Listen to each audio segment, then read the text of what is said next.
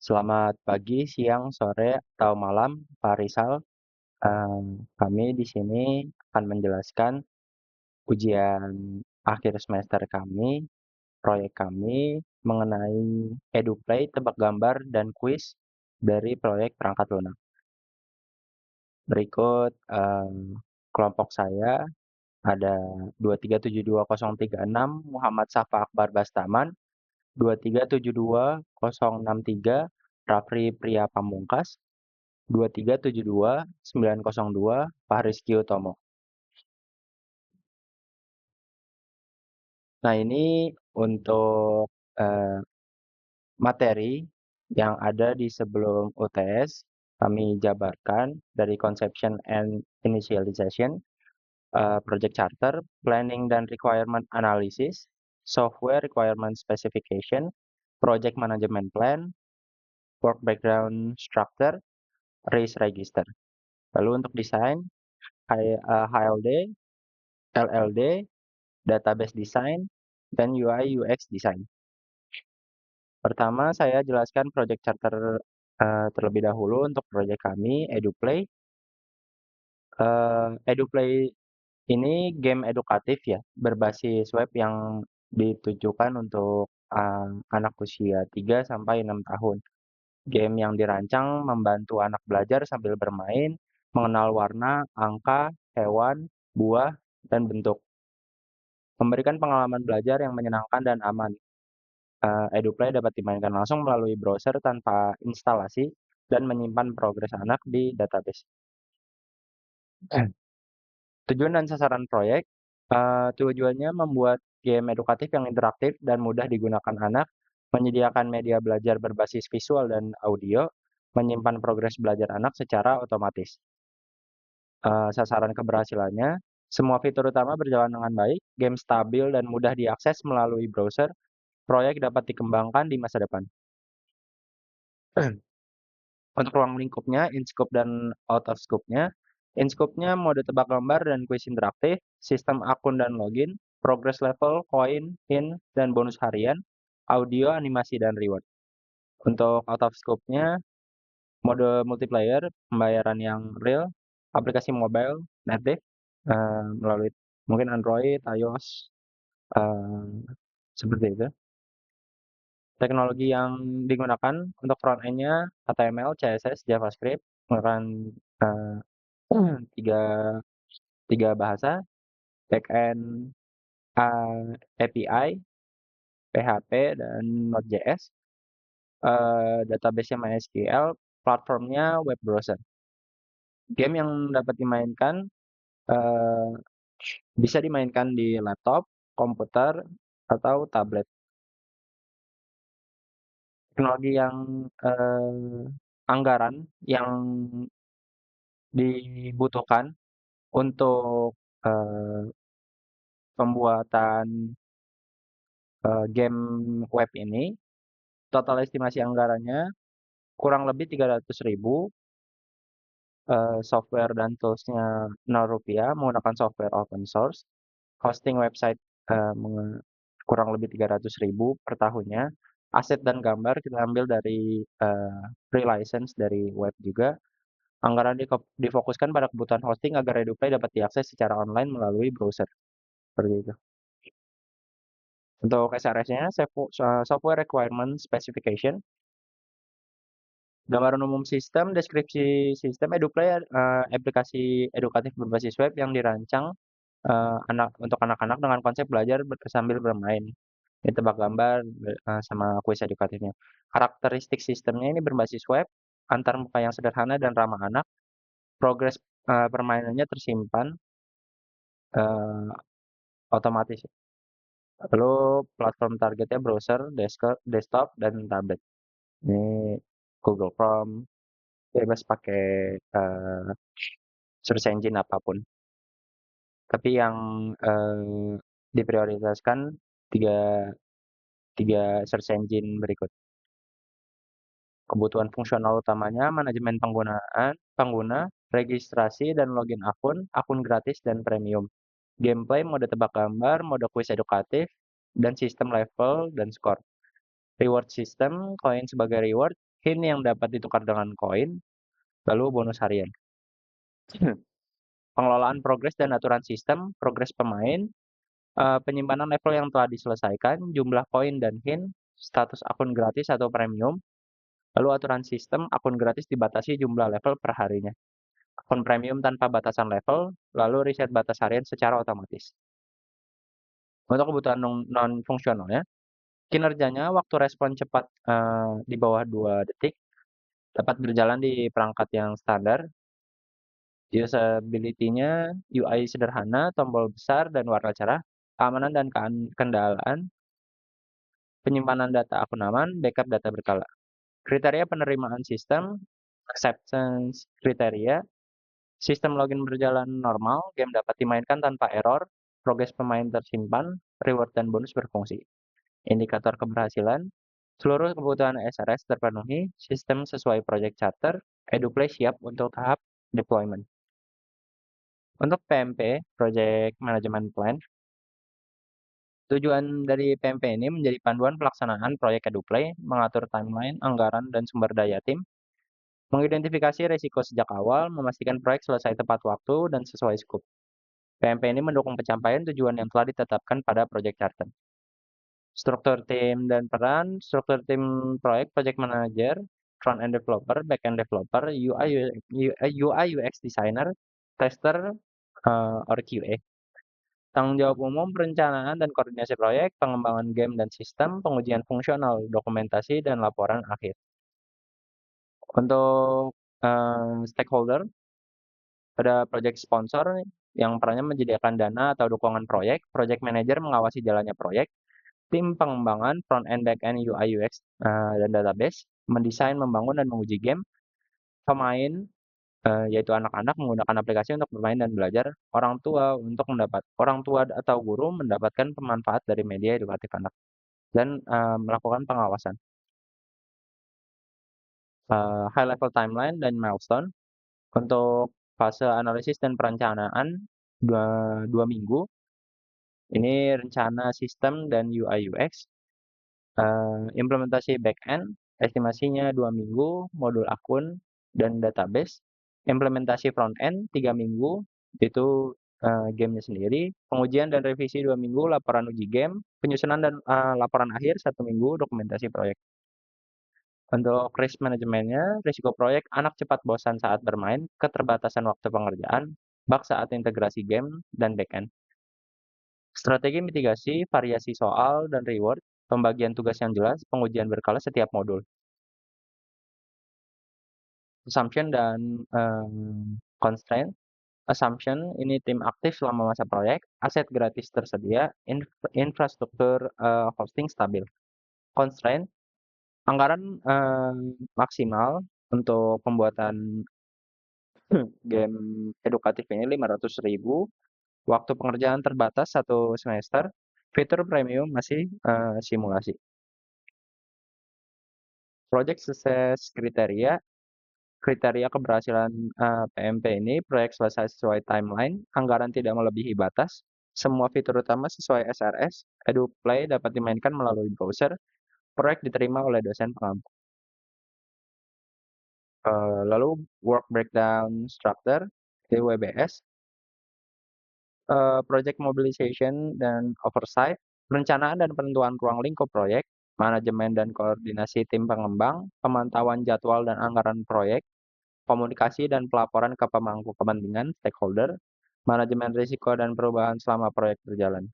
Define requirement, workshop dengan pemangku kepentingan, guru, orang tua dan anak, penyusun dokumen software requirements specification (SRS), penyusunan spesifikasi teknis sistem, penentuan aturan permainan tebak gambar dan kuis, penyusunan jadwal proyek dan rencana sprint.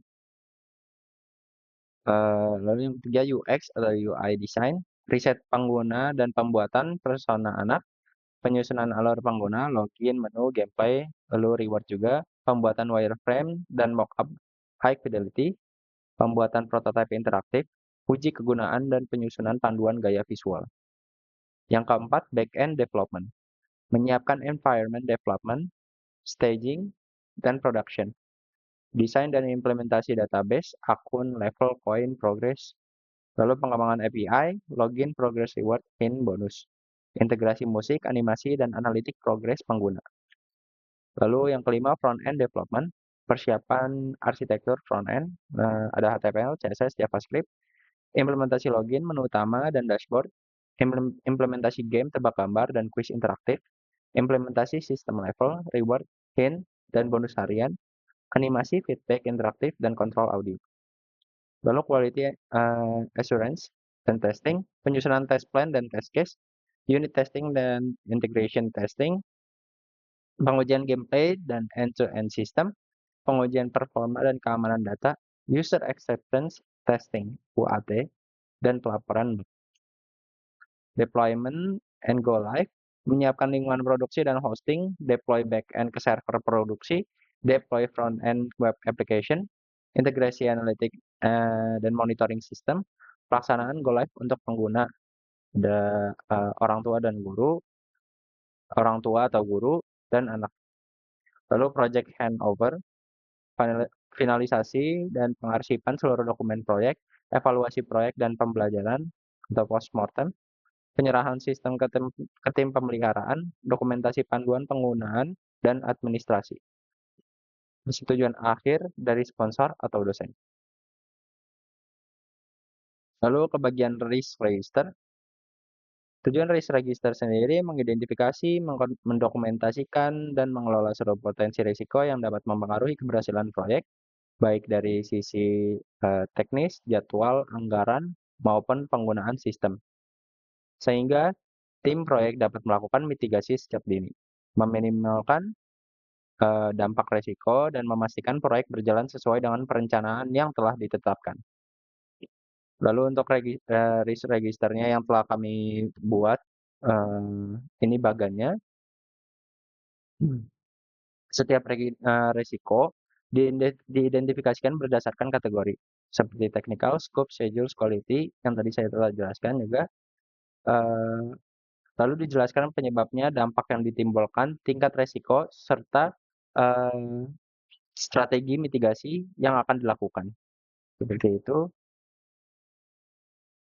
Ini kategori risiko proyek hidup lainnya, teknikal, risiko terkait teknologi, bug system, untuk yang teknik-tekniknya, scope, risiko perubahan kebutuhan untuk misalnya nambah fitur yang tidak ada di dokumentasi, yang tidak ada di rencana yang di awal. Lalu ada schedule, keterlambatan pengerjaan, atau meleset dari timeline proyek. Lalu quality-nya, risiko kualitas aplikasi nggak sesuai standar atau kebutuhan si penggunanya. Lalu resource, keterbatasan SDM, pembagian tugas, lalu tidak seimbang atau kelelahan tim, bisa juga sulit untuk mencari resource si webnya, gambar, audio, seperti itu. Lalu finansial, risiko anggaran melebihi estimasi atau biaya yang tadi sudah dianggarkan untuk kebutuhan pembuatan web ini.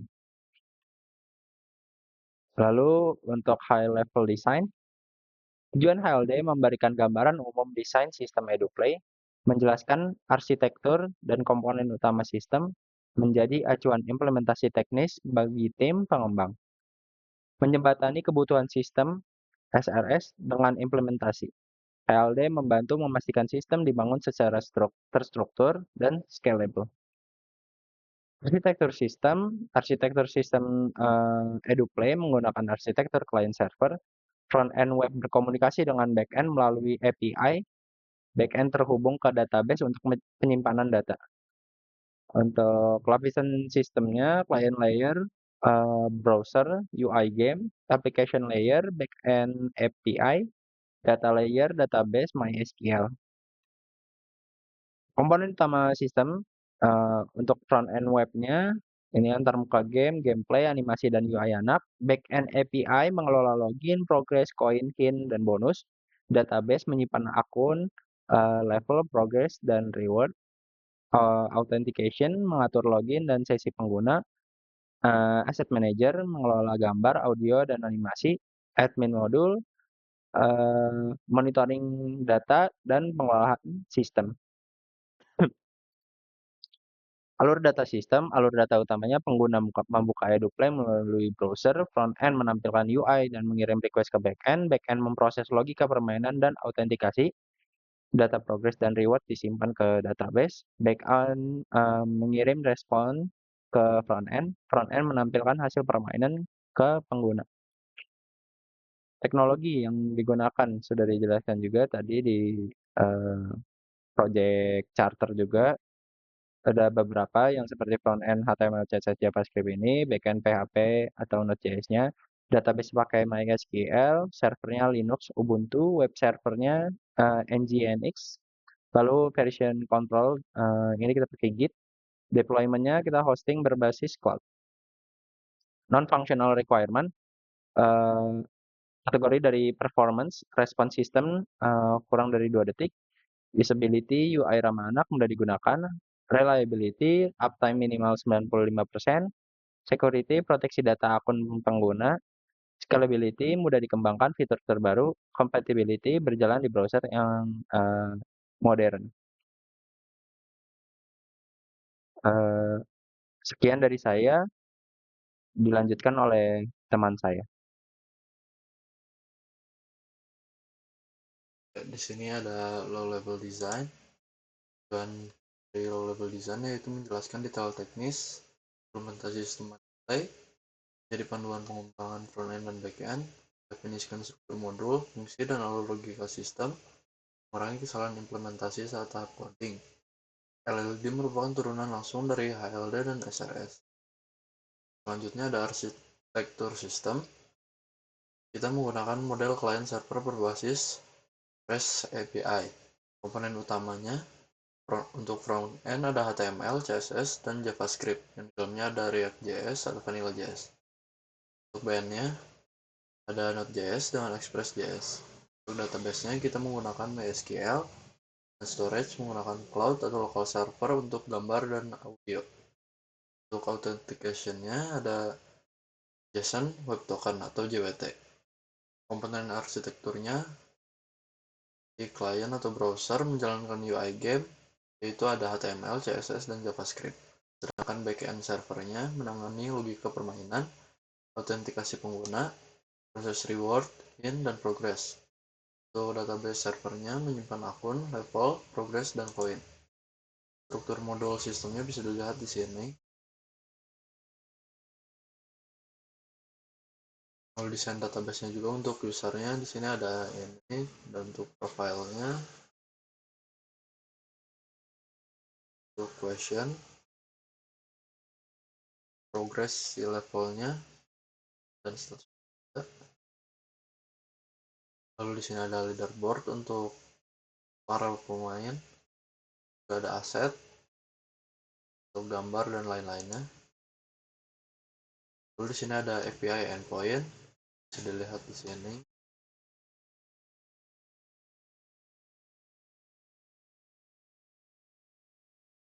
Untuk reward dan subscription sistemnya, untuk reward system, koin diberikan setelah menyelesaikan level permainan, bonus harian diberikan kepada pengguna aktif, lalu koin digunakan untuk mengakses hint atau membuka fitur tertentu. Semua transaksi reward dicatat ke database untuk menjaga konsistensi data. Lalu untuk subscription sistemnya, user memiliki batas permainan harian, lalu akses terbatas ke level dan hint. Lalu untuk premium usernya, tidak ada batas permainan harian, lalu bonus koin tambahan, dan akses penuh ke seluruh level dan hint. Untuk aturan sistemnya, koin tidak boleh bernilai negatif, status subscription divalidasi setiap sesi login, lalu perubahan status premium langsung memengaruhi akses fitur. Ini ada security dan error handlingnya. Untuk seperti kasus input kosong atau invalid, penanganannya ada return 400 to bad request. Ini itu ada validasi input sebelum diproses sistem. Lalu token tidak valid, untuk kasusnya akan ada muncul return 401.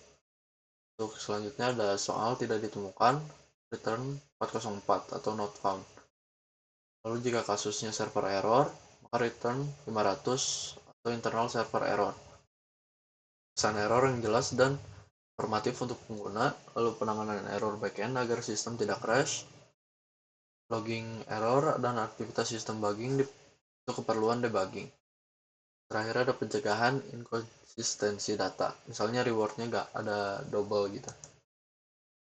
Lalu untuk keamanan sistemnya, seperti yang tadi, semua kata sandi dihash menggunakan bcrypt. Lalu token autentikasi berbasis JWT. Validasi input dilakukan di front end dan back end. Untuk endpoint sensitif dilindungi middleware autentikasi. Dan aset hanya dapat diakses dengan token valid. Lalu di sini ada database design. Tujuan database design yaitu menyimpan data akun pengguna, menyimpan progres permainan dan level. Lalu ada mengelola sistem reward, koin, dan hint. Selanjutnya ada menyimpan status subscription pengguna, mendukung proses penyimpanan data secara real time. Untuk PRD-nya, entitas utama ada users, menyimpan data pengguna, ya anak atau pemainnya. Subscription menyimpan informasi status akun gratis atau premium. Untuk question menyimpan pertanyaan dan aset game, gambar dan kuis. Untuk jawabannya menyimpan jawaban untuk setiap pertanyaan. Lalu progress itu menyimpan data progres permainan pengguna seperti level, skor, dan waktu. Untuk rewardnya menyimpan sistem hadiah dan bonus harian. Dan untuk tabel leaderboard menyimpan peringkat pemain berdasarkan skor tertinggi. Untuk aset menyimpan referensi file gambar, musik, atau efek suara. Hubungannya, user memiliki satu subscription, user memiliki banyak progress dan reward, question memiliki banyak answers, progress berrelasi dengan user dan questions. Yang terakhir, leaderboard terhubung dengan users berdasarkan skor total. Seperti ini definisi tabelnya. Users, subscription, question, answers, progressnya. Di sini ada aset, lalu relasi primary key dan foreign key-nya bisa dilihat. Selanjutnya ada UI UX design. UI UX design menjelaskan rancangan antarmuka dan pengalaman pengguna EduPlay. Cakupan UI UX yang pertama ada target pengguna, alur pengguna atau user flow, struktur layar aplikasi, visual dan interaksi. Lalu ada usability consideration. Selanjutnya ada target user dan design principle. Target penggunanya, kita menargetkan itu untuk anak usia 6-12 tahun atau pengguna non-teknis. Prinsip desainnya sederhana dan intuitif, minim teks, visual dominan, konsisten antar layar. Desain dibuat agar anak dapat menggunakan aplikasi secara mandiri. Lalu untuk user flow system, alur pengguna utama yaitu login atau register, lalu pindah ke menu utama setelah login, lalu pilih mode permainan, lanjutkan dengan bermain, tebak gambar atau kuis, lalu akan mendapatkan reward dan feedback, lalu ada progress dan levelnya saat kembali setelah bermain gamenya. Untuk wireframe overview, wireframe EduPlay digunakan sebagai rancangan awal tata letak antarmuka sebelum pembuatan visual final.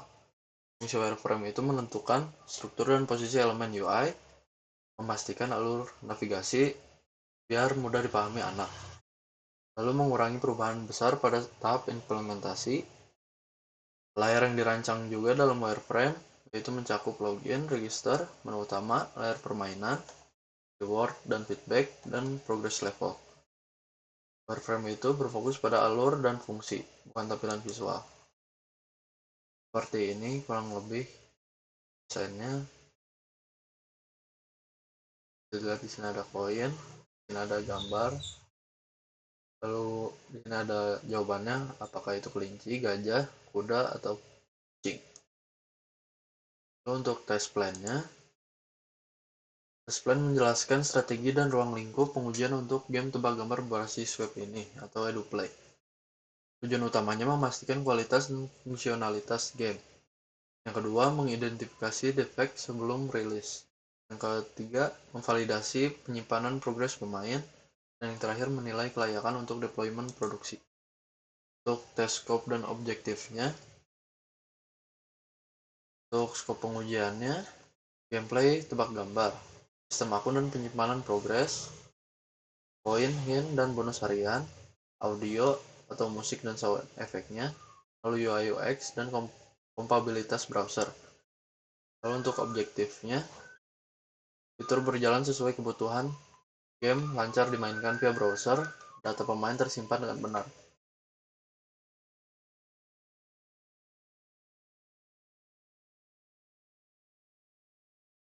Lalu untuk tes strateginya, strategi pengujian bertahap seperti unit testing, itu berisi validasi login, perhitungan koin, dan logika level.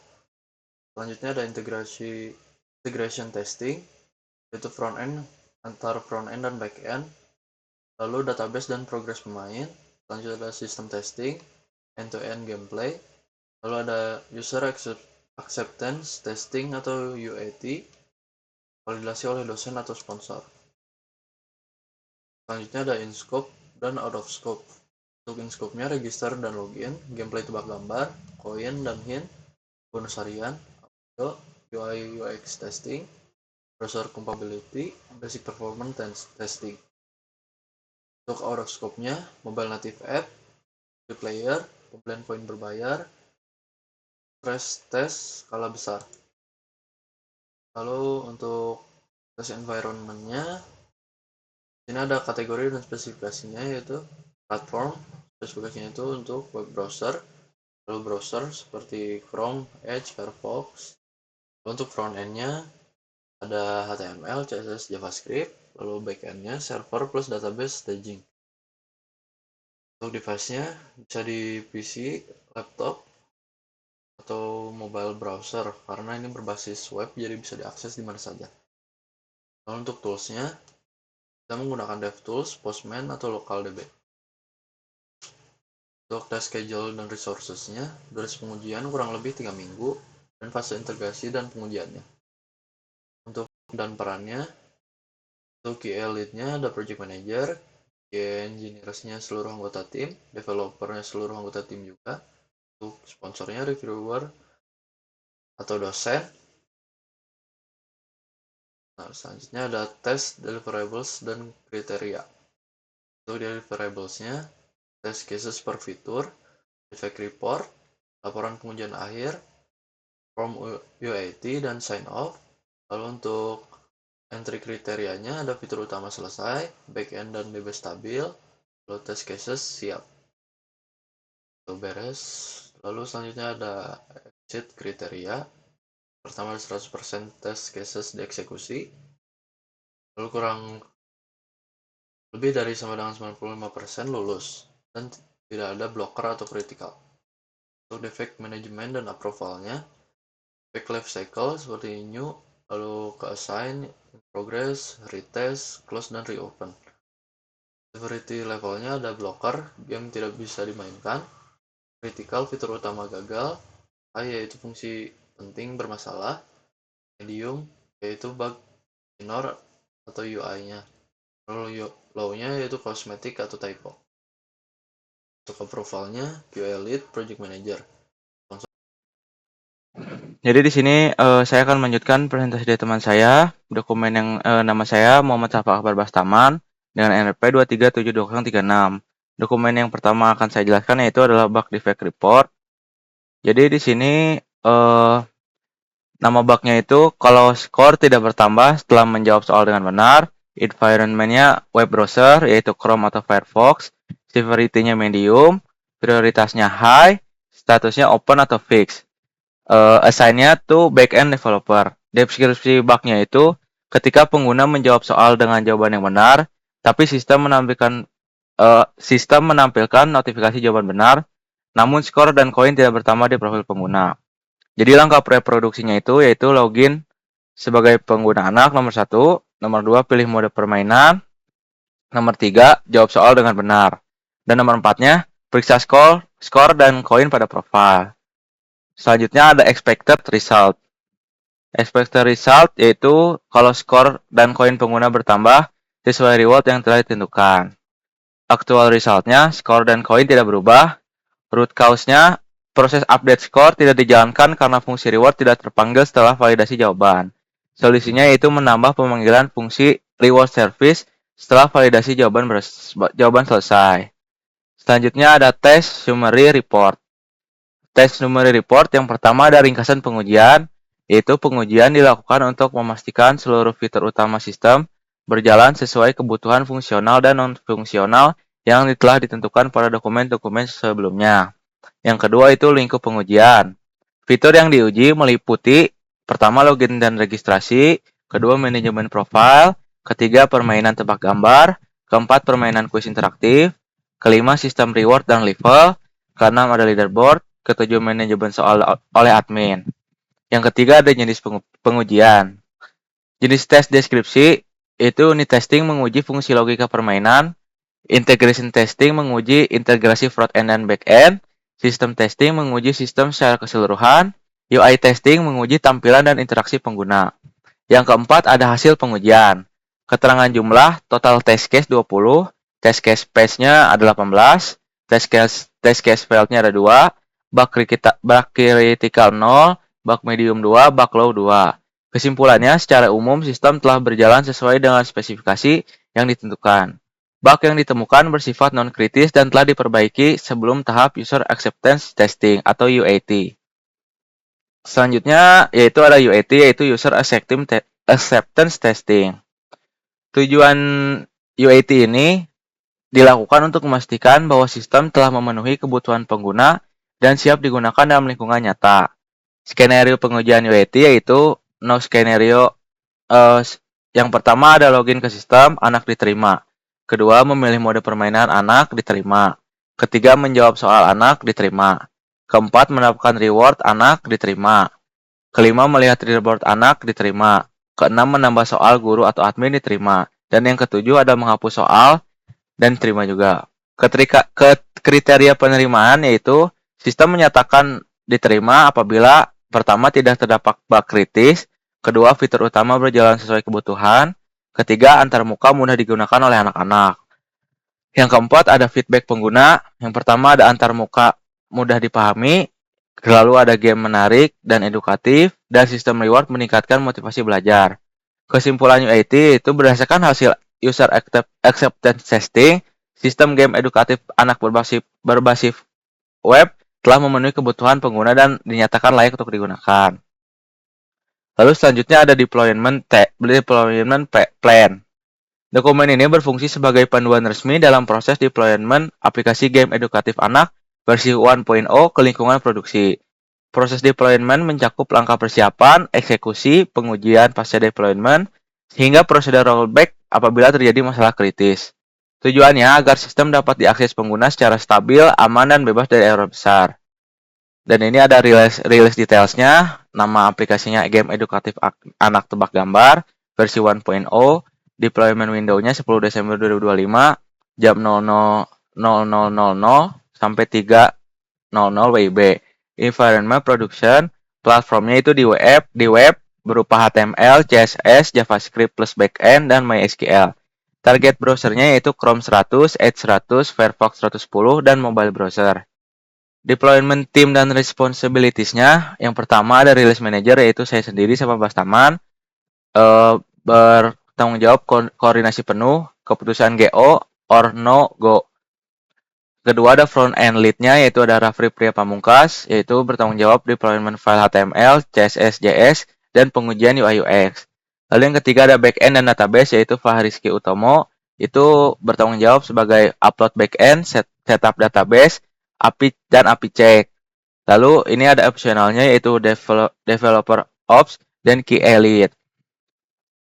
Development schedule and checklist-nya ini mengacu pada hasil tes summary dan UAT sign off. Yaitu ada memastikan bahwa bug high and critical selesai. Lalu ada memastikan bahwa review final UAT dan UI UX selesai. Lalu ada backup database produksi kalau update. Lalu ada optimasi aset gambar dan audio. lalu ada freeze perubahan kode, dan yang terakhir final go and no go meeting. Deployment window-nya yang pertama ada mengaktifkan maintenance mode-nya. Yang kedua ada upload file front-end berupa HTML, CSS, dan JS ke hosting. Yang ketiga ada upload back-end yaitu PHP dan Node ke server. Keempat ada konfigurasi environment yaitu berupa .environment, API key, dan database. Lalu yang kelima ada import atau migrate database yaitu berupa user, progress, level, dan coin. Selanjutnya ada tes API yaitu login, get level, update coin, dan get hint. Selanjutnya ada tes fitur utama gameplay, dan yang terakhir ada nonaktifkan maintenance mode. Lalu post deployment validation-nya yaitu ada QA, smoke test, login, pilih mode, gameplay, hint, dan bonus. Lalu ada validasi audio, animasi, dan reward. Lalu ada cek performa server, ya berupa CPU, response time, dan yang terakhir keputusan go live finalnya. Lalu ada communication plan, yaitu sebelum deployment, email dan WhatsApp untuk pengumuman maintenance H-1. Ada informasi kepada stakeholder berupa sebagai dosen dan anggota kelompok. Lalu selama deployment-nya, yaitu komunikasi real time melalui WA atau Discord internal. Setelah deployment, pengumuman sistem siap digunakan, dan catatan perubahan yaitu release notes 1.0. Dan kalau rollback, notifikasi langsung via telepon atau WA ke semua anggota dan dosen pengampu. Lalu selanjutnya ada rollback plan, yaitu dijalankan jika sistem tidak dapat diakses, login gagal total, gameplay tidak berjalan atau gambar tidak muncul, dan database korup, yaitu koin progress tidak membaca data. Langkah rollback-nya yaitu release manager mengeluarkan instruksi rollback, aktifkan kembali maintenance mode, yang ketiga ada revert file backend dan frontend ke versi sebelumnya, yang keempat yaitu restore database hasil backup T24 jam, lalu selanjutnya ada QM melakukan smoke test cepat, dan kalau stabil aplikasi bisa dibuka kembali, lalu melakukan analisis penyebab error dalam 24 jam. Selanjutnya ada sistem admin guide, yaitu sistem admin guide EduPlay. Dokumen ini menjadi panduan resmi bagi sistem administrator dalam melakukan instalasi, konfigurasi, deployment, monitoring, serta pemeliharaan infrastruktur backend untuk aplikasi EduPlay. Guide ini ditunjukkan bagi administrator yang memahami manajemen server Linux, administrasi database MySQL, konfigurasi web server, pengelolaan lingkungan produksi, troubleshooting aplikasi berbasis HTML, CSS, JavaScript, plus backend API. Sistem arsitektur overview. Yang pertama ada front-end web, yaitu HTML, CSS, JavaScript sebagai antarmuka utama game. Lalu ada backend API yang bersifat opsional, itu untuk menangani login, progress level, coin, hint, dan subscription status. Lalu ada database, yaitu berupa MySQL untuk menyimpan data akun pengguna, progress permainan, status langganan, koin, dan statistik permainan. Selanjutnya ada web server, itu ada Nginx plus PHP FPM atau Node.js yang bersifat opsional jika backend API memakai JS. Lalu yang terakhir ada caching, itu bersifat opsional juga, itu Redis untuk penyimpanan session atau limit harian gameplay. Ini ada teknologi stack-nya, layernya ada front-end untuk HTML, CSS, JavaScript, ada layer back-end untuk PHP, Laravel, atau Node.js, ada database untuk MySQL, ada server untuk Linux Ubuntu, ada web server itu yang berupa Nginx, ada logging itu untuk Laravel log atau PM2 log atau custom log, dan ada authentication yaitu JWT atau session based. Nah, ini ada installation and configuration-nya, server requirement-nya itu Ubuntu 22.04 LTS, PHP 8.2 atau Node.js 20+, ada Nginx, ada MySQL Server 8, ada Git, ada Composer, ada hak akses SSH ke server products, ada credential needs, yaitu berupa username, password database, file .env produksi, akses repository code, dan sudo akses untuk manajemen server. Ini environment configuration-nya, bisa dilihat configuration-nya disimpan pada file .env, termasuk ini. Lalu ada variabel tambahan untuk fitur gamenya, ada ini. Selanjutnya ada deployment test. Pertama ada clone repository-nya ini. Install dependencies-nya jika pakai Laravel ini. Lalu ada setup environment ini. Set permissions-nya ini. Kodenya. Lalu configure-nya, Nginx-nya itu arahkan root ke folder /public, lalu untuk restart service-nya ada ini kodenya. Selanjutnya ada database management. Yang pertama ada backup prosedur. Backup dilakukan sebelum deployment besar atau perubahan struktur database. Komennya berupa ini. Ini backup otomatis harian itu lebih direkomendasikan karena akan lebih menyimpan. Lalu ada restore prosedurnya. Dilakukan jika database korup, deployment gagal, data hilang oleh human error. Stepsnya ada di sini. Pertama ada stop server, kedua drop database lama, yang ketiga ada restore, yang keempat ada restart. Ini termasuk sama komen-komen atau code-code-nya. Di sini yang bertulisan hijau.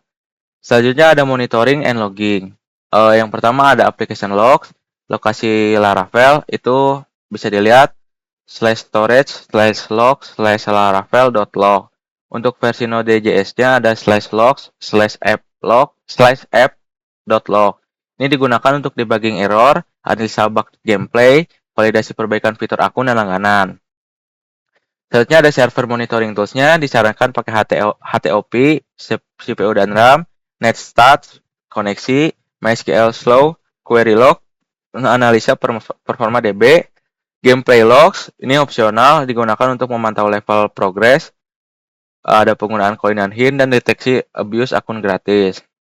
Selanjutnya ada troubleshooting common issues. Jadi issues yang pertama itu limit level harian tidak berfungsi. Penyebabnya validasi daily limit tidak tertrigger. Solusinya yaitu cek middleware limit. Yang kedua ada pastikan time step reset harian benar. Isu keduanya ada koin tidak bertambah setelah level selesai. Penyebabnya API reward tidak dipanggil atau gagal commit database. Solusinya yaitu cek log transaksi dan cek root reward di backend. Isu tiganya ada sistem login error, yaitu solusinya cek session folder permission, lalu ada cek table users, dan cek laravel.log atau app.log. Isu keempatnya ada game tidak loading. Penyebabnya yaitu file aset tidak ditemukan, salah path nging, solusinya yaitu cek konfigurasi root ngings, lalu ada cek folder /public dan /asset. Lalu selanjutnya ada isu 5 yaitu subscription tidak terbaca. Penyebabnya status premium tidak tersimpan di database. Solusinya yaitu cek kolom is_premium dan cek expire date subscription. Lalu selanjutnya ada user manual. Yang pertama ada selamat datang. Selamat datang ide EduPlay, aplikasi pembelajaran berbasis web yang dirancang untuk anak prasekolah usia 3-6 tahun. EduPlay membantu anak belajar mengenal warna, angka, hewan, buah, dan bentuk. EduPlay melalui 2 mode permainan, mengajarkan tebak gambar dan kuis interaktif. Aplikasi ini dibuat menggunakan HTML, CSS, JavaScript, serta backend dan database untuk menyimpan akun, progress, level, koin, dan bonus harian. Semua fitur telah diuji melalui functional testing, UI/UX testing, dan integration testing. Lalu ada user acceptance testing juga. Panduan ini akan membantu Anda memahami cara menggunakan seluruh fitur EduPlay. Memulai penggunaan. Jadi ya, yang pertama itu mengakses aplikasi. EduPlay ini berbasis web, jadi nggak perlu instalasi. Yang pertama buka melalui browser yang direkomendasikan, bisa dari Chrome, Edge, Firefox, atau mobile browser. Lalu selanjutnya memasukkan URL EduPlay dan akan diarahkan ke halaman start screen. Yang kedua itu membuat akun. EduPlay menggunakan sistem akun agar progres anak bakal tersimpan. Cara membuat akun yaitu klik register, isi nama panggilan anak, email orang tua, dan password. Dan selanjutnya tinggal langsung klik submit aja. Lalu kalau udah gitu semua, akun pasti siap digunakan. Selanjutnya tinggal login, masukkan email dan password yang barusan kita bikin, klik login, akan masuk ke dashboard yang berisi pilihan tebak gambar, kuis interaktif, icon koin, bonus harian, dan pengaturan audio Jika login gagal, bisa menghubungi admin. Menggunakan EduPlay itu dashboard berisi navigasi utama untuk memulai permainan dan melihat progres. Fitur di dalamnya itu ada mode permainan, icon koin, bonus harian, maskot animasi, dan pengaturan musik dan efek suara. Ini ada penjelasan detailnya. Mode tebak gambar itu menampilkan gambar besar yang berisi hewan, buah, atau bentuk, dan anak harus memilih jawaban yang benar dari 4 pilihan yang akan ada nanti di setiap soal. Cara bermainnya yaitu pilih menu tebak gambar, lalu gambar akan muncul, misalnya gajah, dan akan ada narasi suara yang mana gajah, lalu anak akan memilih jawaban. Dan kalau anak benar, akan keluar animasi bintang, tepuk tangan, dan mendapat koin. Lalu kita langsung klik lanjut aja. Desain ini dibuat ramah anak, yaitu berupa tombol besar, warna cerah, dan animasi yang responsif. Lalu selanjutnya ada mode kuis interaktif. Berisi kuis sederhana seperti pilih warna, pilih angka, pilih bentuk, dan pilih hewan. Cara bermainnya yaitu pilih menu kuis interaktif, lalu suara narasi akan memadu anak, lalu anak akan menjawab pertanyaan, dan anak akan mendapatkan koin jika benar. Semua sudah divalidasi melalui UAT. Lalu yang ini selanjutnya itu ada bonus harian. Jadi anak itu akan mendapatkan bonus setiap hari berupa koin, bintang, dan animasi konfeti. Cara klaimnya yaitu buka dashboard, tekan ikon bonus harian, dan bonus akan disimpan di database agar tidak bisa diklaim 2 kali. Lalu kita juga ada sistem hint, yaitu untuk membantu anak dengan memberikan petunjuk seperti menyembunyikan pilihan yang salah, lalu maskot menunjuk ke arah yang benar, dan outline akan menyala di pilihan yang benar. Harga hint itu sebesar 3 koin dan udah dites dan udah stabil juga. Selanjutnya ada musik dan efek suara. Audio tersedia untuk narasi pertanyaan, musik latar, efek benar atau salah, dan efek koin. Kontrol audio juga ada di pojok kanan atas websitenya. Lalu ada leaderboard mini yang bersifat opsional, itu menampilkan nama panggilan anak, total bintang, total koin, dan leaderboard ini bersifat simbolis dan tidak kompetitif. Lalu selanjutnya ada fitur My Progress, itu akan menampilkan progres anak berupa level yang sudah diselesaikan, total koin, statistik benar atau salah, dan riwayat bonus harian. Fitur ini memudahkan orang tua untuk memantau perkembangannya anak. Lalu ada tips penggunaan dan best practice-nya. Kalau mengalami kendala, bisa langsung email ke support@eduplay.com yang beroperasional pada jam 8 pagi sampai jam 5 sore. Kalau akun bermasalah, bisa menghubungi admin. Terima kasih telah menggunakan EduPlay. Semoga game ini membantu anak belajar sambil bermain dengan cara yang aman, interaktif, dan menyenangkan. Bantuan dan dukungannya itu ada pertama, gunakan HP atau tablet untuk tampilan yang lebih besar. Nyalakan audio agar anak terbantu narasi. Selanjutnya ada pastikan internet stabil. Lalu melakukan login agar progres anak tersimpan. Lalu biarkan anak memilih sendiri untuk melatih kognitif anak. Lalu gunakan warna tema pastel untuk kenyamanan mata. Lalu yang selanjutnya ada support tickets dan maintenance logs EduPlay. Ini ada support ticket logs-nya seperti ticket ID, date report, report by, issue description, status, assign to, resolution, dan date resolve-nya. Lalu selanjutnya ada maintenance log, bisa dilihat pada tabelnya. Ini ada maintenance-nya yang dilakukan sama admin. Dan ini di sini udah komplit semua. Ini ada deskripsi maintenance-nya juga. Lalu selanjutnya ada change request. Request detailnya ini request date 10 Oktober 2025. Project name-nya EduPlay, game tebak gambar. Project versinya 1.0. Requester name-nya dosen pengampu proyek perangkat lunak. Departemennya Fakultas Teknologi dan Rekayasa Cerdas. Ini di sini ada change description-nya. Perubahan yang diusulkan adalah penyempurnaan fitur leaderboard mini yang telah tercantum pada spesifikasi awal sistem. Leaderboard mini tetap bersifat simbolis dan non-kompetitif, namun tetap dilakukan peningkatan pada aspek-aspek berikut, yaitu konsistensi data, yaitu berupa total bintang dan total koin, lalu ada tata tampilan agar lebih rapi dan mudah dipahami anak, lalu ada penyusunan urutan tampilan yang lebih stabil. Leaderboard akan tetap menampilkan nama panggilan anak, total bintang, total koin, dan tidak ada sistem perbandingan langsung antar pemain secara kompetitif. Lalu ada justification atau business case-nya. Penyempurnaan leaderboard mini bertujuan untuk yang pertama, meningkatkan motivasi simbolis tanpa menciptakan tekanan kompetitif. Yang kedua, itu membantu anak melihat progres belajarnya secara positif. Lalu yang ketiga ada menjaga kesesuaian dengan konsep game edukatif ramah anak. Enhancement ini untuk mendukung tujuan pembelajaran tanpa mengubah mekanisme inti permainan. Lalu selanjutnya ada season 3 yaitu berupa impact analysis. Yang pertama ada Impact on project scope. Perubahan ini tidak menambah fitur baru, melainkan penyempurnaan fitur yang sudah ada dalam ruang lingkup proyek. Dampak yang terjadi yaitu penyesuaian logika pengambilan data leaderboard, penyempurnaan tampilan UI leaderboard mini, tidak mengubah alur gameplay utama. Yang kedua ada estimated impact on schedule. Estimasi ini itu menunjukkan waktu implementasi berupa 3-5 hari yang meliputi penyesuaian query data leaderboard, perbaikan tampilan antarmuka, pengujian tampilan dan data, dan yang selanjutnya ada estimated impact on cost. Estimasi biaya tambahan yaitu sebesar Rp0. Perubahan dilakukan menggunakan teknologi dan sumber daya yang sudah tersedia. Lalu yang terakhir ada impact on resource, yaitu sumber daya yang dibutuhkan yaitu seorang front-end developer dan back-end developer. Lalu ini yang terakhir ada section 4 yaitu approval. Decision-nya udah di-approve, priority levelnya high, target release-nya version 1.0. Approve-nya sama project sponsor yaitu dosen proyek perangkat lunak dan project manager Muhammad Safak Parbastama. Segitu saja dari kelompok kami. Terima kasih.